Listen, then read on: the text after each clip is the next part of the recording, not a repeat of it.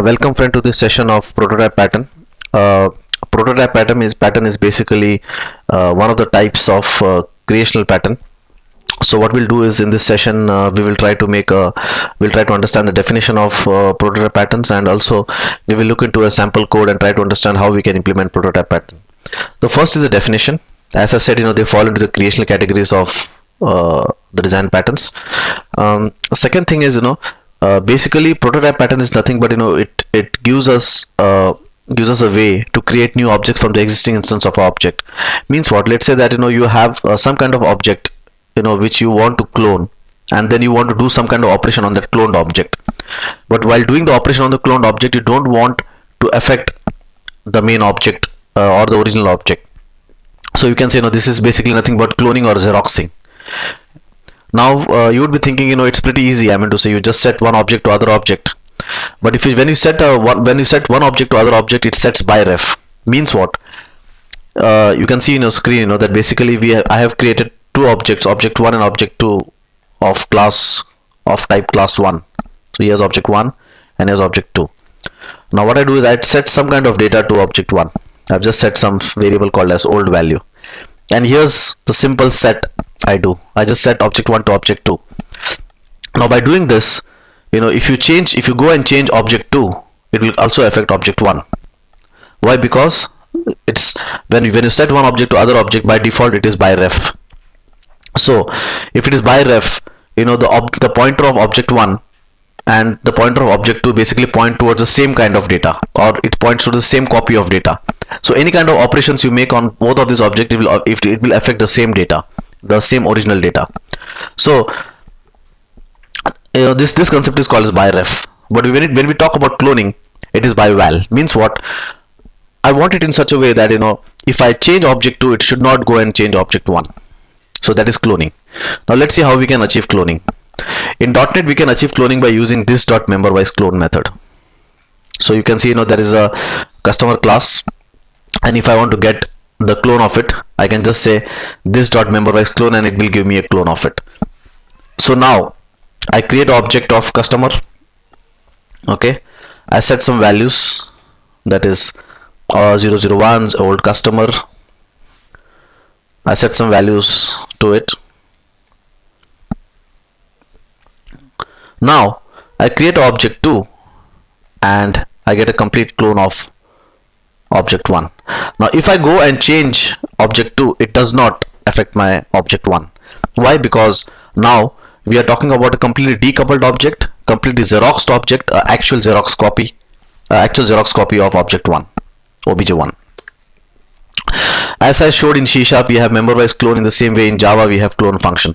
So any kind of language you use, there should be a facility of providing there should be a facility where they will provide some kind of default methods by which you can clone objects. If it is not provided, then you need to make your custom code, or you need to make an object completely in a custom manner.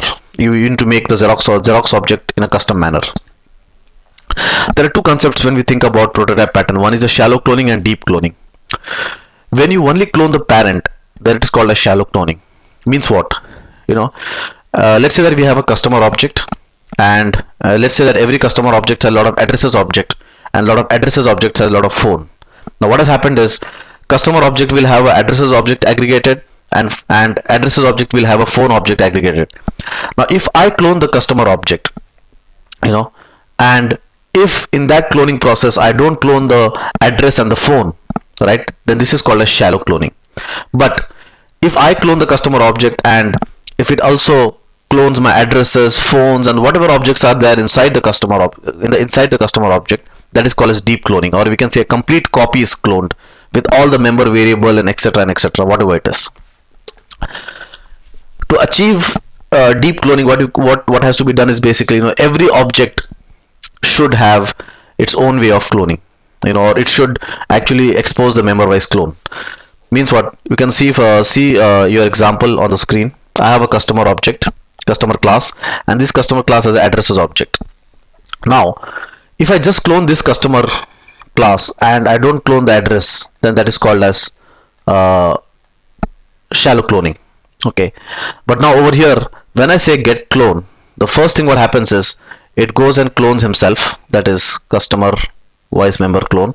Then it also calls the address clone because we want to do deep cloning, and address clone has implemented his own member voice clone method. So in this way, every object implements his own cloning method, okay, and the parent class calls in a waterfall manner all the child classes cloning functions. So as soon as I say get clone, it will also go and call, first he will clone himself, okay, second he will also go and clone all its aggregated objects. We can also look into a sample source code of it. I have put in over here. So here's my customer class. You can get the sample source code in the DVD, and this is my customer class. You can see this is my addresses class, and this is a get clone method. This is a get clone method. So first it clones himself by calling his own member voice clone. Then he calls the addresses clone, and because addresses is already, the address object is already it has a facility of implementing its own clone, so you can see that he also gets cloned. So when we look at the client code now, it's a simple Windows form. So I put a simple test button.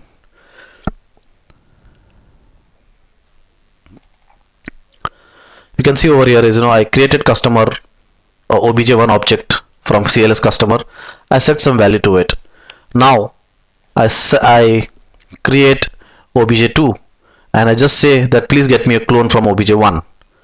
Now if I go and change obj2, it will not go and affect obj1. Why? Because it's a complete Xerox copy of it. And second, this is deep cloning. Why? Because when you say get clone to the customer, he also calls all the clone functions of the address.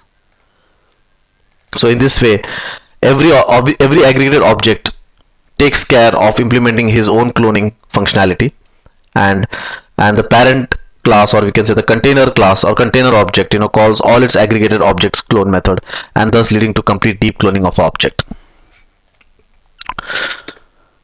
I hope that I was able to explain you prototype pattern, and if you have any doubts, if you have anything which you want to improve in the video, please mail me your suggestions, your doubts, your improvements to shiva_queral@yahoo.com, and we will reply to it.